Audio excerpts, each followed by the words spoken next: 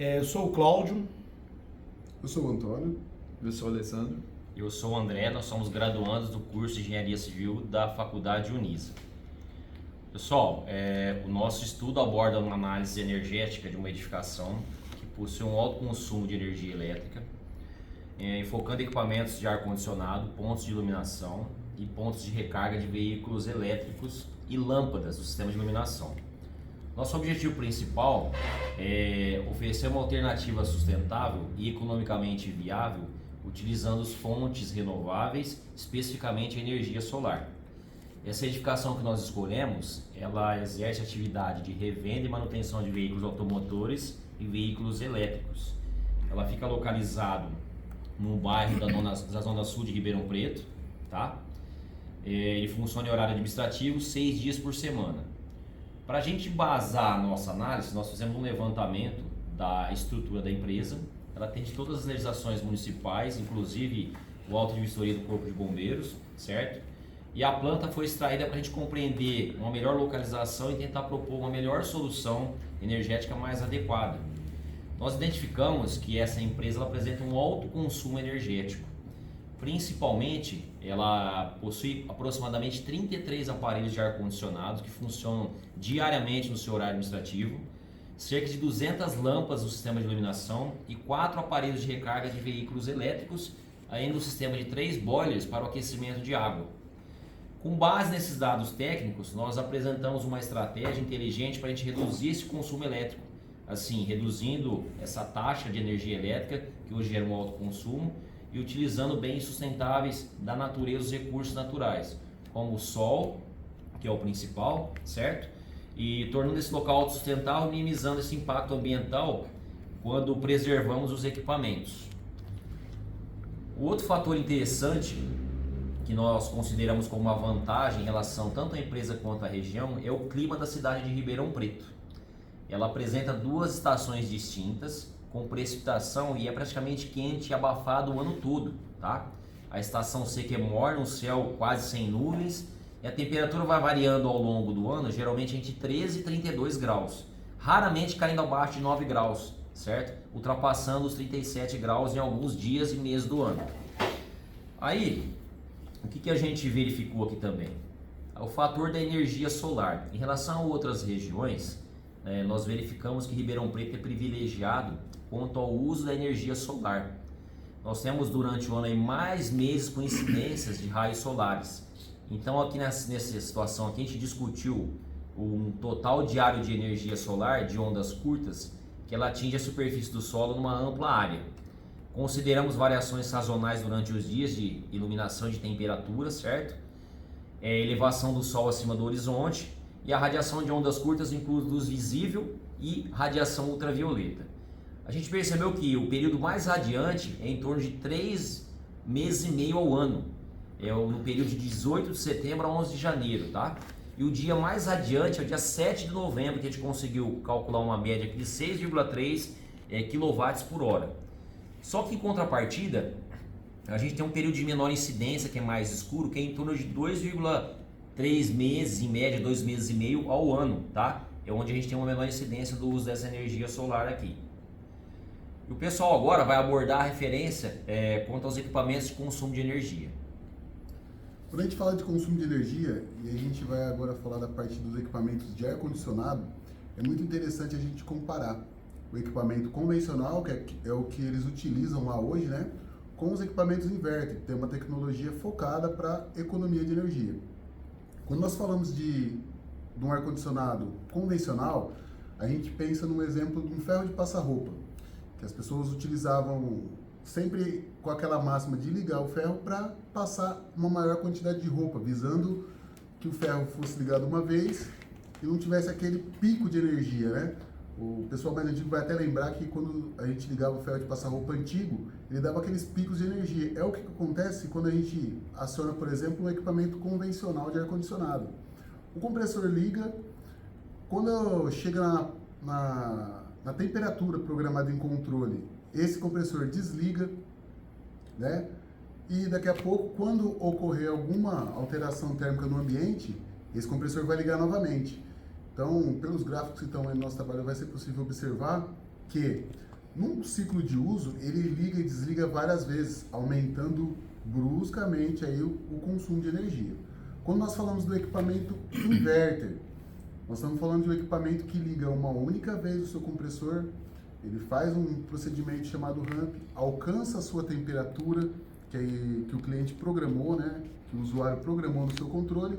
Quando chega naquela temperatura, ao invés de desligar, ele vai só diminuir a velocidade de rotação do compressor. Ou seja, ele vai evitar esses picos de energia durante o ciclo de uso.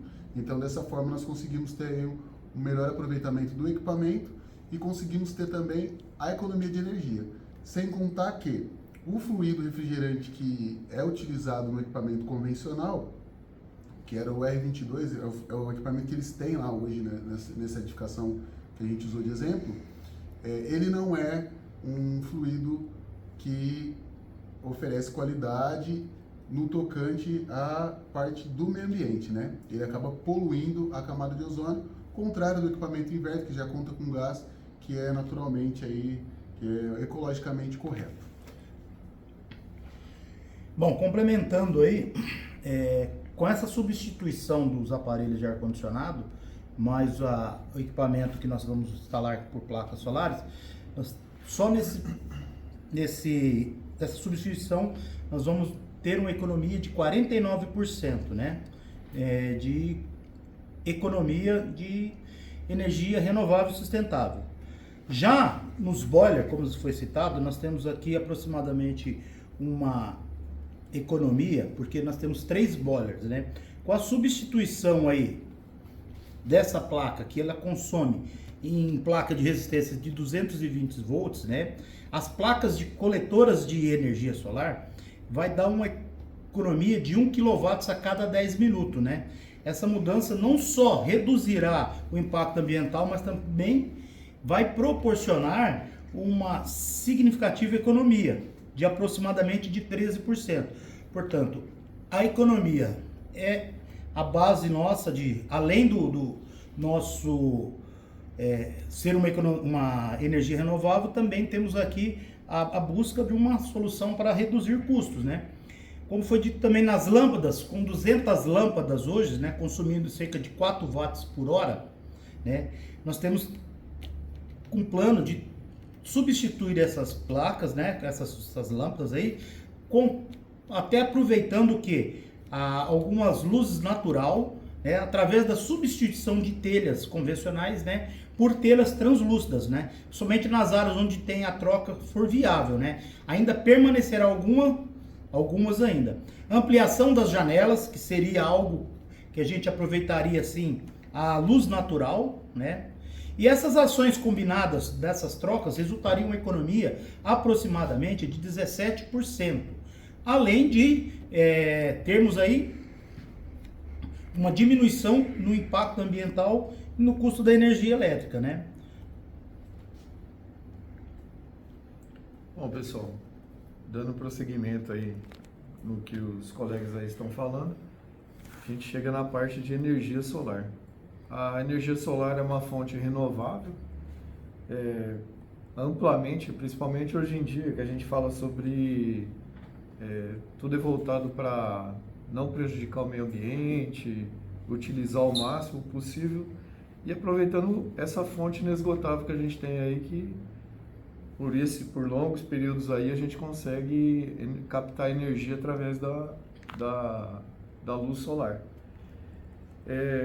De que forma que a gente capta isso? Através de placas, dos sistemas de captação. E é sempre importante ressaltar que essa energia solar é uma energia limpa. Ela é renovável e o fluxo dela é contínuo. Igual nosso colega Braga ressaltou aqui, principalmente aqui em Ribeirão Preto, a gente tem longos períodos aí de radiação solar durante vários meses aqui, incidindo a nossa cidade aqui em específico. A placa solar também, ela é diferente da água. A água a gente precisa, para a gente gerar na represa, por exemplo, para gerar energia, ela precisa ser estocada, tem um cálculo ambiental por causa dessa parte do represamento de água. ela precisa de espaço, então altera bastante na questão ambiental. A respeito de estocar água, também fica dependente de chuva, de não ter chuva. As usinas que a gente vê, principalmente hoje em dia, a gente vê várias usinas aí pelas estradas aí, a gente vê aquelas usinas elétricas lá de usina solar, e elas pode gerar até energia para 20 mil casas, o que a gente poupa e consegue muita energia, principalmente pensando na questão de economia ambiental. Outra vantagem, ela não faz barulho, ela está lá, ela só está sendo aquecida pelo sol, ela não vai poluir, ela evita emitir aí, por exemplo, cerca de 175 mil toneladas de gás carbônico na atmosfera aí, o que vai tornar o nosso ambiente mais aí saudável para a gente. Pessoal, e o objetivo principal nosso dessas sugestões para o projeto, além da questão da sustentabilidade, a questão custo-benefício para a empresa, e em resumo ela pode provocar, no final de tudo isso, uma redução, uma economia nos custos de cerca de 70%. Então isso mais à frente a gente vai tentar colocar em prática de acordo com o andamento dos projetos, e nesse momento é isso que a gente tem para apresentar aí para vocês a título de orientação. Muito obrigado. Obrigado. Obrigado. Muito obrigado. Boa noite.